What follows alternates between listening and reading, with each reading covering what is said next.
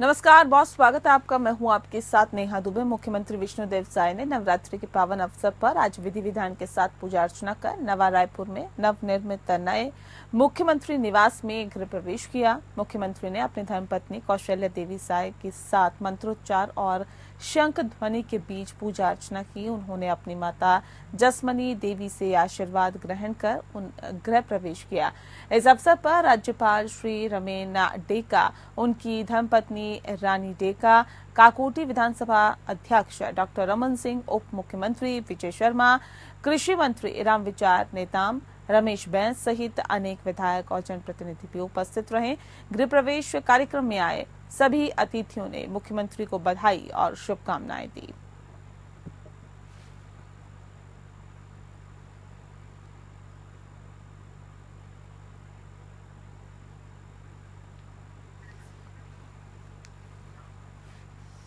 लोहारीडीह मामले में पूर्व मुख्यमंत्री भूपेश बघेल, आपको बता दें कि प्रदेश कांग्रेस अध्यक्ष दीपक बैज तथा पूर्व मंत्री धनेन्द्र साहू ने सरकार को कटघरे में खड़ा किया है। लोहारीडीह की घटना में सरकार को दोषी बताते हुए पूर्व मुख्यमंत्री भूपेश बघेल ने कहा कि करवधा कांड को लेकर हम सरकार से 5 सवाल हमने पूछे हैं। पुलिस के अनुसार शिव प्रसाद उर्फ कचरू साहू ने आत्महत्या किया और परिवार वालों और ग्रामीणों का कहना है कि यह हत्या का मामला है। शव का पोस्टमार्टम मध्य प्रदेश में हुआ है। बिना परिजनों को बुलाए 9 साल के बेटे की उपस्थिति में आनंद फानन में अंतिम संस्कार कर दिया गया।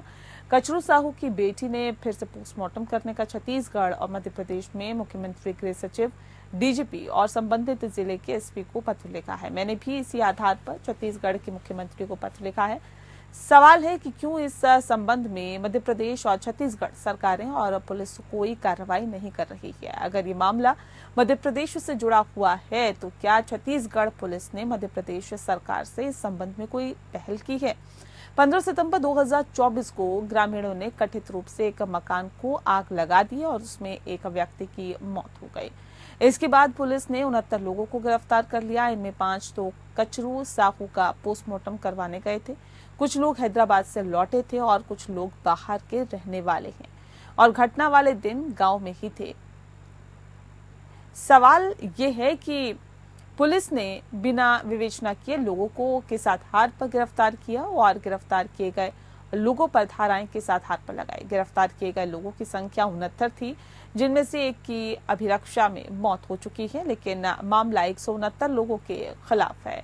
सुना है कि 5 मामले दर्ज किए गए हैं।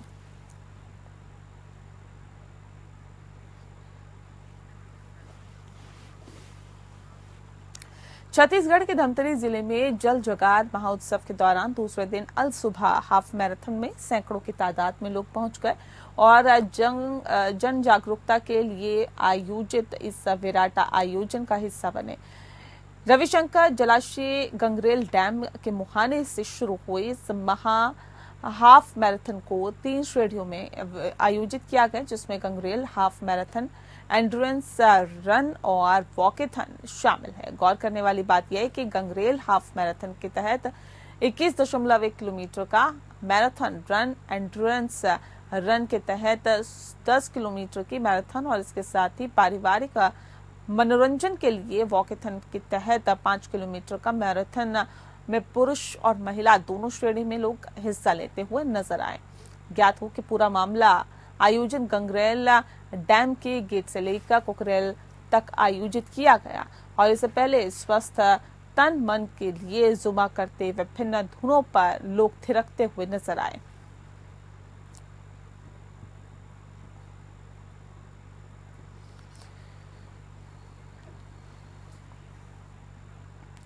छत्तीसगढ़ के रायपुर से खबर है, जहां पर पुख्ता सूत्रों से भारतीय सेना को खबर मिली है कि दुश्मन हमारे देश में एक और आतंकवादी हमले की तैयारी कर रहे हैं। भारतीय सेना ने दुश्मनों के मंसूबों को नाकाम करने के लिए सर्जिकल स्ट्राइक का फैसला लिया है। इस ऑपरेशन को अंजाम देने के लिए भारतीय सेना की 611 गोरखा राइफल्स और एक असम रेजिमेंट के चुनिंदा कमांडो स्पेशल हेडक्वार्टर्स और संचार केंद्र पर हमले की तैयारी कर रहे थे। तभी दुश्मन के टारगेट की पुख्ता जानकारी हासिल करने के लिए क्लोज टारगेट रेकनिसेंस ऑपरेशन शुरू किया गया। ड्रोन ने दुश्मन के टारगेट की खोजबीन शुरू कर दी और रात के अंधेरे में किए जाने वाले डीमॉन्स्ट्रेशन की कार्रवाई सुबह की। और बता दें आपको कि घातक पलटन के कमांडोज दुश्मन के नजदीक जाकर बिना सरप्राइज खोए दुश्मन के संतरी को मार गिराया। और ऐसे रेड की कार्रवाई साइंस कॉलेज मैदान में आयोजित समारोह में दिखाई दी।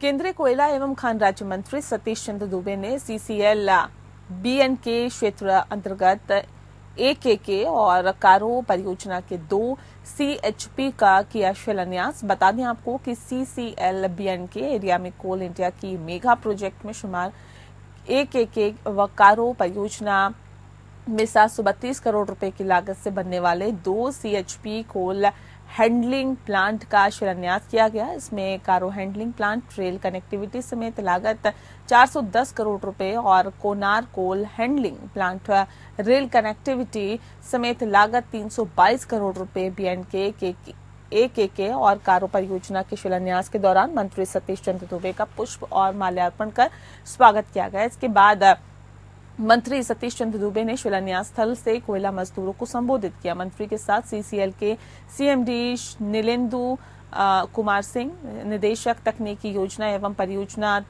सतीश कुमार झा, कोल इंडिया लिमिटेड के सीएमडी पीएम प्रसाद, बीएनके एरिया के जीएम के रामकृष्णा सहित अन्य अधिकारी मौजूद रहे। सभा को संबोधित करते हुए मंत्री सतीश चंद्र दुबे ने कहा कि सीएचपी कोल हैंडलिंग प्लांट लगने से पर्यावरण में सुधार, प्रदूषण नियंत्रण नए रोजगार के माध्यम से खुलेंगे। विकसित भारत, आत्मनिर्भर भारत बनाने में ये एक कड़ा कदम है और मैं इसके लिए सीसीएल को साधुवाद एवं बधाई देता हूं और प्रधानमंत्री मोदी को भी बधाई देता हूं। मोदी सरकार है तो कुछ भी नामुमकिन नहीं है।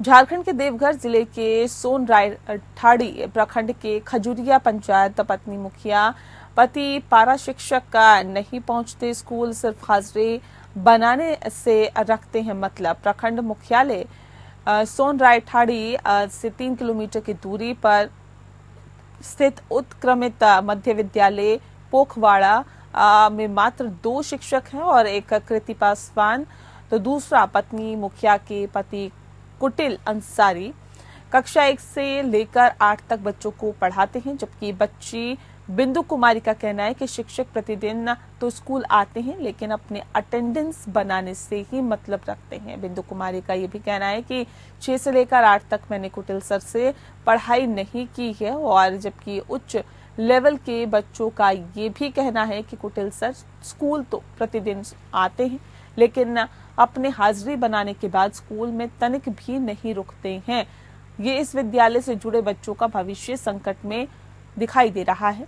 शिक्षक के नहीं आने से बच्चे भी स्कूल नहीं आते। जब शिक्षक आते हैं तो महज कुछ घंटे यहाँ बिताने के लिए निकल जाते हैं। बता दें कि यहाँ के बच्चों को भले ही पढ़ाए या ना पढ़ाए परंतु यहाँ के रसोइया को अच्छी तरह से पाठ पढ़ाया गया है। उन्हें बता रखा है कि यदि बाहर से कोई आए तो उन्हें बता देना कि शिक्षक बीआरसी या बैंक के काम से गए हुए हैं।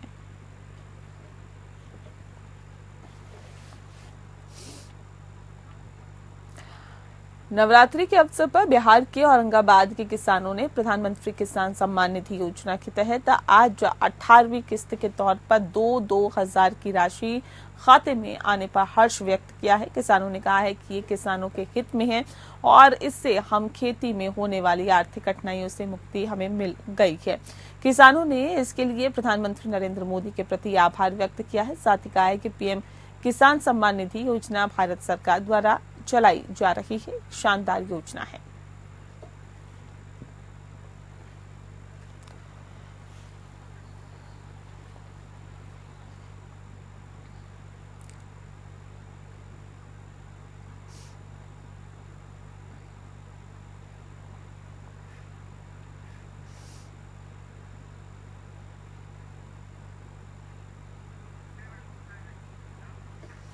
वहीं शिवसेना नेता संजय राउत ने एक बार फिर से प्रधानमंत्री मोदी पर जमकर निशाना साधा। नरेंद्र मोदी डर गए हैं, महाराष्ट्र हारने वाले हैं और मैं उनको आह्वान करूंगा कि जब तक का इलेक्शन है दिल्ली की राजधानी मुंबई में शिफ्ट कर लीजिए। उनको बार बार आना जाना पड़ता है दिल्ली से मुंबई।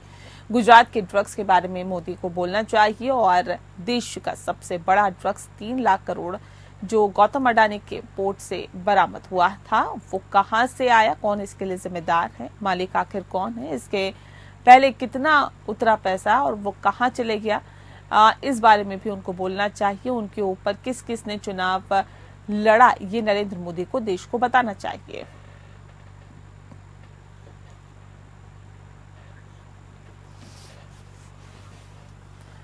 मुंबई के चैम्बूर इलाके में तड़के सुबह एक मकान में भीषण आग लगने से बड़ा हादसा हो गया। घटना में एक ही परिवार के 7 लोगों की मौत हो गई है। बता दें आपको कि मृतकों में 2 मासूम बच्चे भी शामिल हैं और घर में इलेक्ट्रिक वायरिंग में आग लगने से आग तेजी से फैलती हुई दिखाई दी, जिससे कि परिवार के लोगों को निकलने का भी मौका नहीं मिल सका। जिस मकान में आग लगी है उसे नीचे दुकान भी बताई जा रही है। जानकारी पाकर मौके पर पहुंची फायर ब्रिगेड की गाड़ियों ने आग पर काबू पाया। घटना में परिवार के 7 सदस्य आग से बुरी तरह से झुलस गए हैं।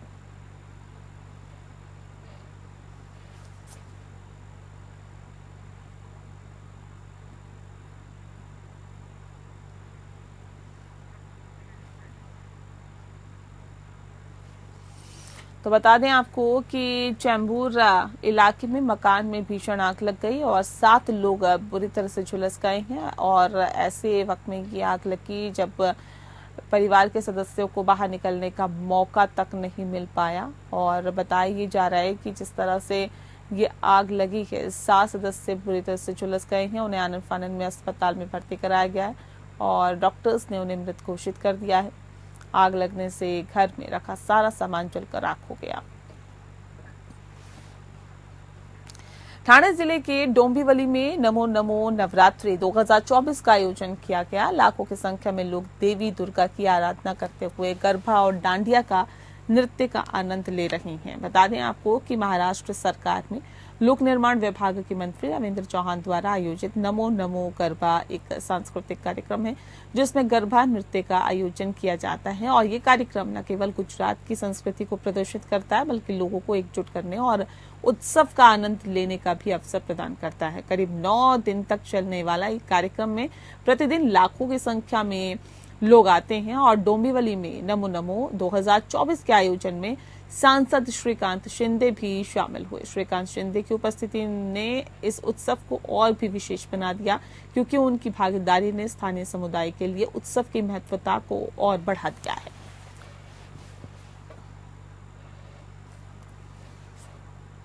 त्योहारों को विशेष प्राधान्य देती है। बहुत सारी जो पहले की महाविकास आघाड़ी की सरकार थी, बहुत सारी अटी और शर्तें उत्सव के लिए लगाई गई थी। ये सब पाबंदियां महायुति के सरकार ने निकालने की वजह से पूरे महाराष्ट्र में एक अच्छा वातावरण हमें त्योहार मनाते हुए दिख रहा है। सर, कितने यहाँ पे आज दिन जो लोग आते हैं उनकी सुरक्षा को लेकर क्या इंतजाम किए गए हैं? यहाँ पर आपने देखा होगा पूरे 50,000 के करीब 1 लाख स्क्वायर फीट का यहाँ पर ये डोम है। 50,000 लोग आने जाना, ऐसे 50,000 लोग एट ए टाइम इसके अंदर गरबा खेलते। पीएम का दौरा था यहाँ पे, उन्होंने भी कई ऐसा जो विपक्ष पे आरोप लगाए हैं, उस पर क्या कहेंगे? नहीं, आपको मालूम है कि चुनाव का माहौल है। चुनाव के माहौल में आदरणीय देश के प्रधानमंत्री नरेंद्र मोदी जी ने कांग्रेस गवर्नमेंट किस तरीके से भ्रष्टाचार करती है और कांग्रेस गवर्नमेंट पूरे के पूरे जो महाराष्ट्र हो या पूरे देश में काम बंद, इंफ्रास्ट्रक्चर के काम उन्होंने किस तरीके से बंद किए, ये सब आज उन्होंने सभा में बताया।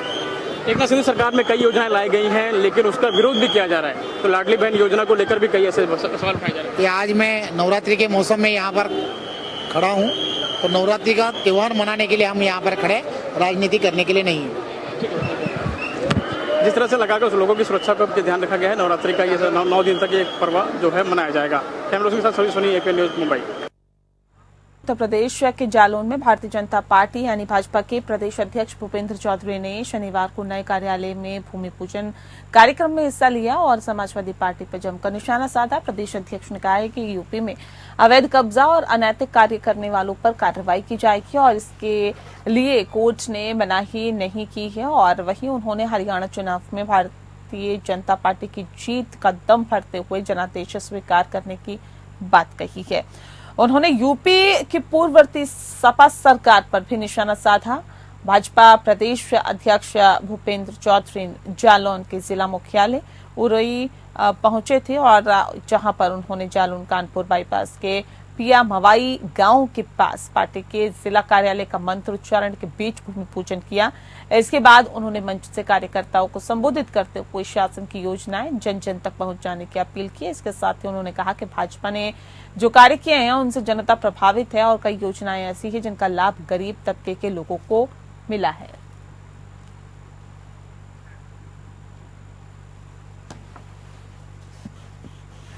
उत्तर प्रदेश के बहराइच में आतंक मचाने वाला सबसे खूंखार भेड़िया शनिवार रात को मारा गया। जानकारी के मुताबिक खूंखार भेड़िया मासूम बच्चे को अपना शिकार बनाने पहुंचा था। इसी दौरान ग्रामीणों ने उसे पीट पीट कर मौत के घाट उतार दिया। भेड़िया महसी क्षेत्र के तमाचपुर गांव में मारा गया।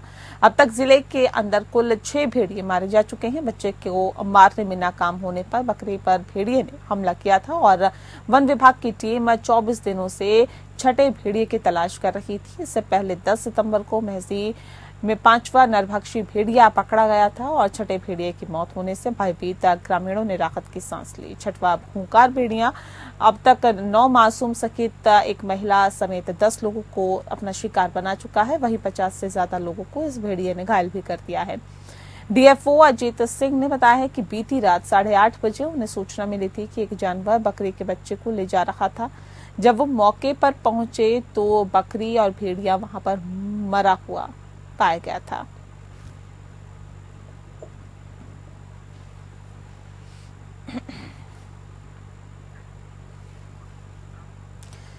राजधानी देहरादून के विद्या भारती स्कूल में मेधावी छात्र छात्राओं के सम्मान समारोह का आयोजन किया गया, जहां पर मुख्यमंत्री पुष्कर सिंह धामी ने बतौर मुख्य अतिथि शिरकत की। इस कार्यक्रम में शिक्षा मंत्री धन सिंह रावत के साथ कई शिक्षक और भारी संख्या में छात्र छात्राएं मौजूद रहे। कुमाऊं और गढ़वाल के हाई स्कूल और इंटरमीडिएट के मेधावी छात्र छात्राओं को भी इसमें सम्मानित किया गया। इस मौके पर मुख्यमंत्री ने कहा कि ये कार्यक्रम प्रोत्साहन है और साथ ही साथ प्रेरणा भी है। आने वाले समय में भी परीक्षाएं जो भी जीवन में देनी है उनमें उच्च स्थान प्राप्त करें।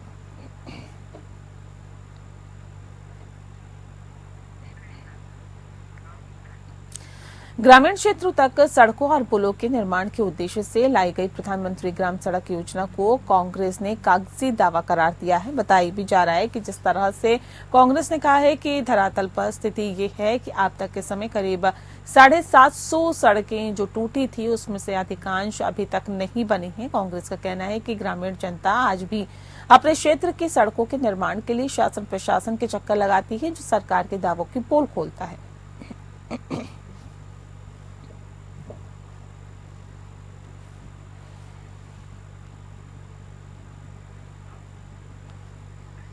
उत्तराखंड में 1 अक्टूबर से प्रदेश के सभी मालवाहक वाहन और सवारी वाहनों की ऑटोमेटेड फिटनेस सेंटर पर फिटनेस जांच होना अनिवार्य नहीं रहा और ऐसे में दरअसल प्रदेश में 12 में से अभी तक केवल 4 फिटनेस सेंटर बनने की वजह से मैनुअल रूप से वाहनों की फिटनेस जांच करना जारी रहेगा। और इसी को लेकर उत्तराखंड के संयुक्त परिवहन आयुक्त सनत कुमार सिंह ने कहा है कि किसी भी वाहन स्वामी को लंबे सफर के बाद फिटनेस टेस्ट न कराना पड़े, इसके लिए हमने विचार किया है कि हम सभी जनपदों में ऑटोमेटेड फिटनेस सेंटर बनाएंगे। साथ ही उन्होंने कहा कि अक्टूबर महीने में देहरादून, नैनीताल और उधम सिंह नगर में ऑटोमेटेड फिटनेस सेंटर शुरू हो जाएंगे, लेकिन पर्वतीय क्षेत्रों में 3 ATS का अभी निर्माण हो रहा है।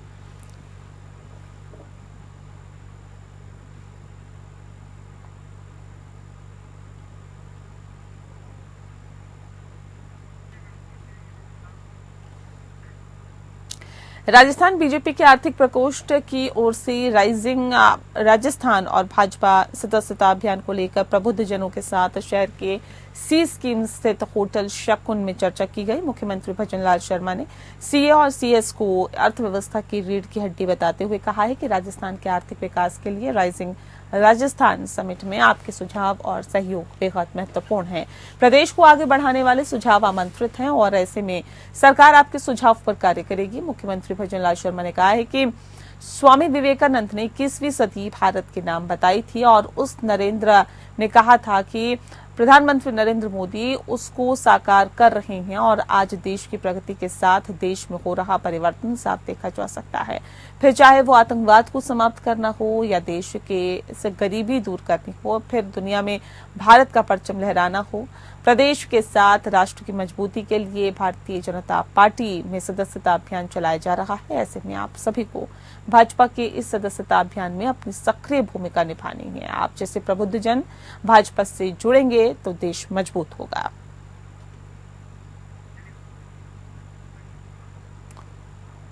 और इसी के साथ फिलहाल इस बुलेटिन में इतना ही। मुझे दीजिए इजाजत। नमस्कार।